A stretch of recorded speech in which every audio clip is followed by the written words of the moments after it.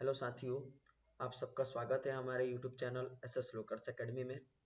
आज के इस वीडियो में मैं आप सबको संक्षेपण लिखना सिखाने वाला हूं। अक्सर इस प्रश्न का आंसर लिखने में बच्चे जो है गलतियां कर देते हैं, तो आप लोग इस वीडियो को आखिरी तक ज़रूर देखिएगा, जिससे 4 अंक जो है हमेशा के लिए पक्का हो जाएगा। तो इसे आप लोग आखिरी तक ज़रूर देखिएगा और वीडियो अच्छा लगे तो अपने दोस्तों में ज़रूर शेयर कीजिएगा। तो चलिए बिना देरी किए हुए मैं इस वीडियो को शुरू करता हूं। आज का टॉपिक हमारा है संक्षेपण लेखन। सबसे पहले हम लोग जानेंगे कि संक्षेपण आखिर में होता क्या है। ये हमारा मेन इम्पोर्टेंट क्वेश्चन है। संक्षेपण क्या होता है कि यह एक लेखन की विधि है जिसके द्वारा जो है पठित या अपठित गद्यांश की जो मूल बातें हैं या जो भाव होती है उसे हम लोग संक्षेप में प्रस्तुत करते हैं, यानी छोटा लिख करके। गद्यांश जो दिया रहेगा या अपठित गद्यांश जो भी रहेंगे उसके बातों को या भाव को हम लोग संक्षिप्त करके लिखते हैं। और इससे क्या होता है कि जो संक्षेपित रूप उस मूल उद्धरण की आत्मा होती है। यानी हमें समझना है कि संक्षेपण मतलब क्या होता है, संक्षिप्त करना।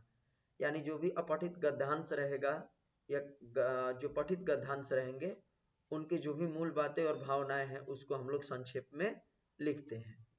ये तो संक्षेपण के बारे में हो गया।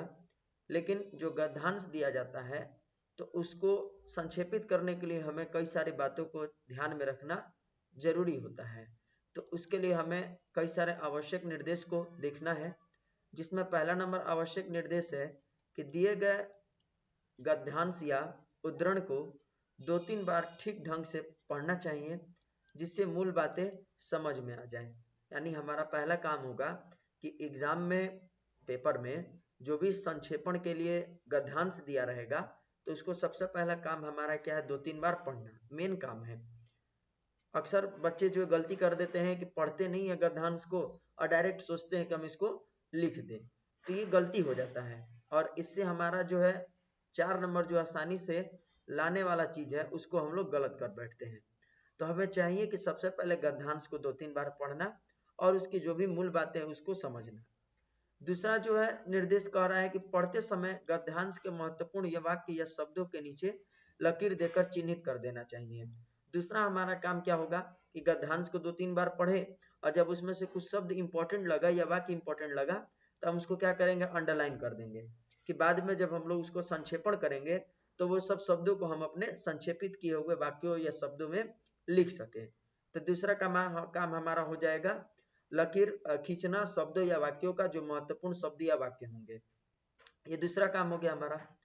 तीसरा काम दे रहा है कि गद्यांश में निहित शब्दों की संख्या की गिनती कर लेनी चाहिए और एक ऐसा खाका तैयार करना चाहिए जिससे शब्दों की संख्या मूल गद्यांश की 1/3 हो जाए। अब 1/3 कहने का मतलब क्या हुआ कि अगर मान लीजिए कि कोई जो गद्यांश दिया हुआ है 120 शब्द में दिया है और उस 120 शब्द का अगर हमें संक्षेपण करना है तो हम उसके क्या करेंगे, उसके 1/3 भाग में हम क्या करेंगे, संक्षेपण को लिखते हैं। 1/3 भाग यानी कि 1/3। तो 1/3 से अगर हम 120 को मल्टीप्लाई करें तो 3 से 120 को कटाएंगे तो कितना आ जाएगा, 60 आएगा। आएगा ना? नहीं, 60 नहीं आएगा। 3 को जो 120 से डिवाइड करेंगे तो हमारा 40 होगा। तो 40 शब्द में जो हम लोग क्या करेंगे, इस मतलब कि गद्यांश को संक्षेपित करके लिखेंगे। यानी सिंपल भाषा में समझे अगर हम लोग, ये सिंपल बात समझे तो यानी 3 से हम लोग क्या करेंगे, जितने भी शब्द दिए रहेंगे अगर 3 से उसको हम डिवाइड करेंगे यानी भाग देंगे और जितना शब्द आएगा उससे में हम क्या करेंगे, गद्यांश को लिखेंगे।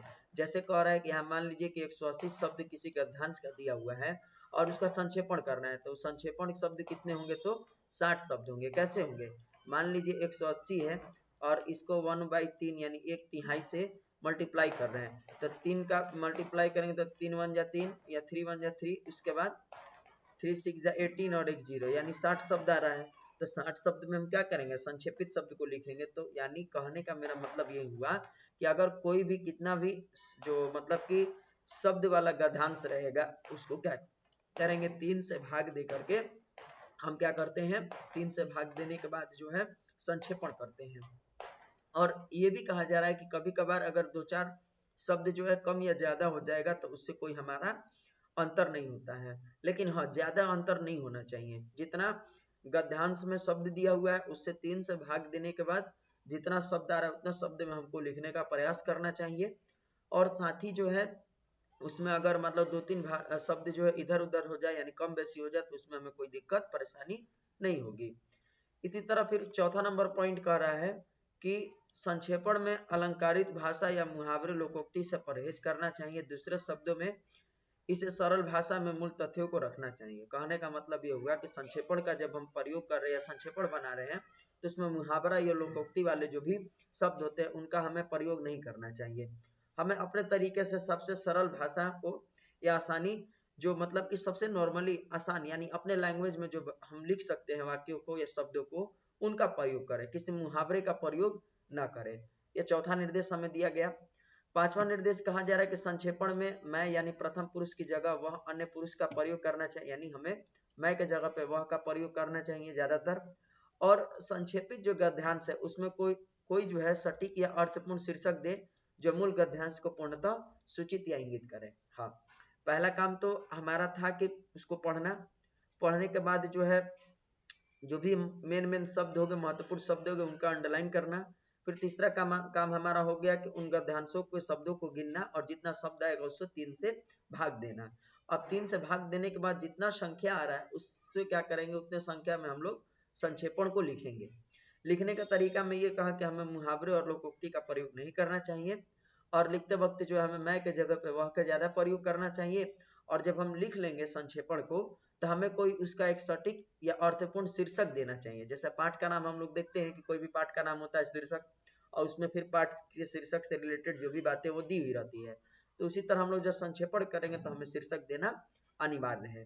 तो शीर्षक दे देंगे गद्यांश को पढ़ करके, जिससे क्या होगा कि गद्यांश जो पढ़े हम लोग और उसका शीर्षक देंगे तो इससे हमें उस बातों को पता चले कि आखिर में गद्यांश में या फिर संक्षेपण में क्या दिया हुआ है।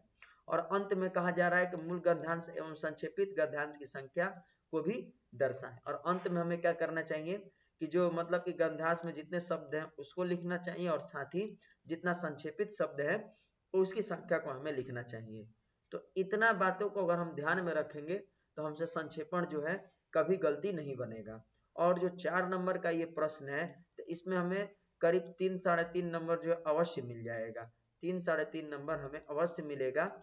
ठीक, तो हमें 3-3.5 नंबर लाने के लिए इन सारे बातों को ध्यान में रखना जरूरी है। और ये ऐसा मतलब कि टॉपिक है जो हर साल एग्जाम में पूछा जाता है। इंटर खास तौर से जो है जो हमारे 12th क्लास के जो 2025 में बोर्ड एग्जाम देने वाले हैं या फिर अभी सेटअप एग्जाम होने वाला है तो उन लोगों के लिए महत्वपूर्ण है।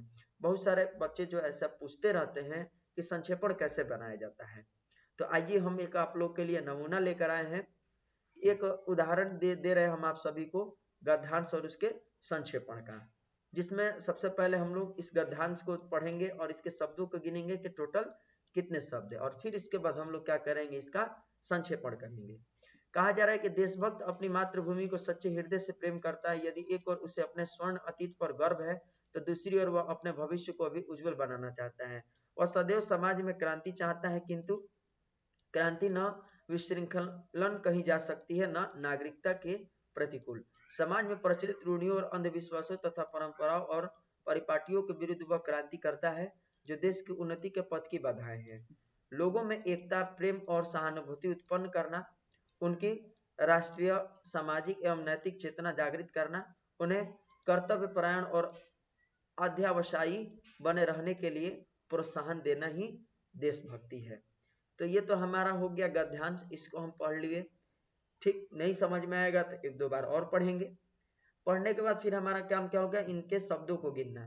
तो शब्दों को गिनेंगे तो 1 2 3 4 5 6 7 8 9 10 11 12 13 14 15 16 17 18 19 20 21 22 23 24 25 26 27 28 29 30 31 32 33 34 30 36 37 38 39 40 41 42 43 44 45 46 47 48 49 50 51 52 53 54 55 56 57 58 59 60 61 62 63 64 65 66 67 68 69 70 71 72 73 74 75 76 77 78 79 80 81 82 83 84 85 86 87 88 89 90 91 92 93 94 95 96 97 98 99 100 101 102 103 104 105 यानी टोटल कितने शब्द हो गए 105 शब्द।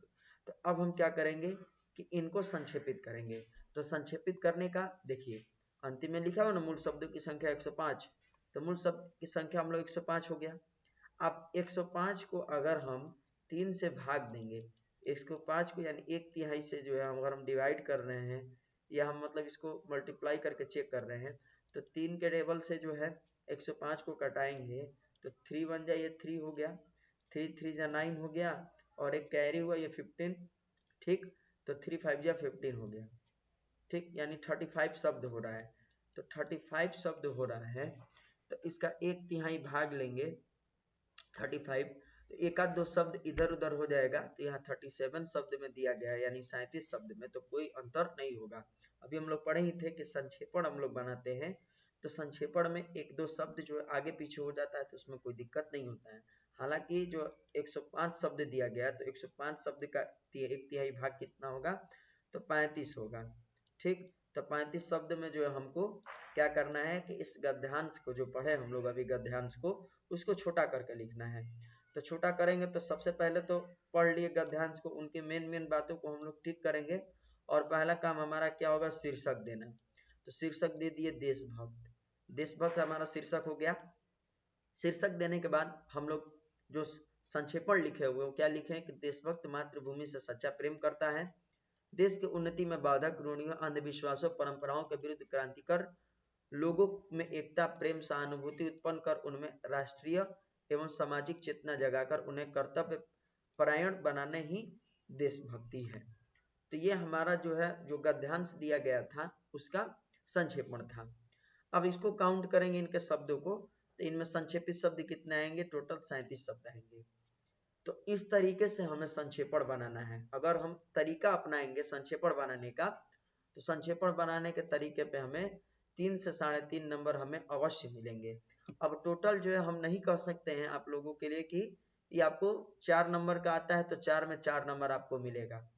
ये 4 में 4 नंबर जो है किसी को नहीं मिलता है, क्योंकि ये हिंदी व्याकरण का क्वेश्चन है और व्याकरण में जैसे निबंध हो गया, संक्षेपण हो गया या पत्र लेखन हो गया, इनमें फुल में फुल मार्क्स किसी का नहीं आता है, क्योंकि आपसे बेहतर जो है दूसरा व्यक्ति भी लिख सकता है। तो इससे सोच करके जो एग्जामिनर कॉपी चेक करने वाला है वो फुल में फुल मार्क्स नहीं देता है। हाँ, इतना गारंटी लेते हैं कि 3 3.5 नंबर जो है आपको अवश्य मिलेगा और एकदम इसी तरीके से फ्रेश सही से बढ़िया से जो है सुंदर राइटिंग में आप लोग लिखिएगा, ताकि जो देखने में भी जो है संक्षेपण अच्छा लगे। तो आप सभी लोगों को अवश्य जो है 3 से 3.5 नंबर दिया जाएगा। तो ये संक्षेपण बनाने का जितने भी पॉइंट थे, निर्देश थे, मैंने आप सभी लोगों को बता दिया। नेक्स्ट वीडियो में मैं आप सभी लोगों को पत्र लिखना सिखाऊंगा, तो आप सभी लोग जो उस वीडियो को भी जरूर देखिएगा और जो लोग हमारे चैनल पर नए हैं वो चैनल को सब्सक्राइब कर लेंगे, बेल आइकन को प्रेस कर देंगे, ताकि हमारे नए नए वीडियो का अपडेट आप सभी लोगों तक पहले पहुंच सके। धन्यवाद।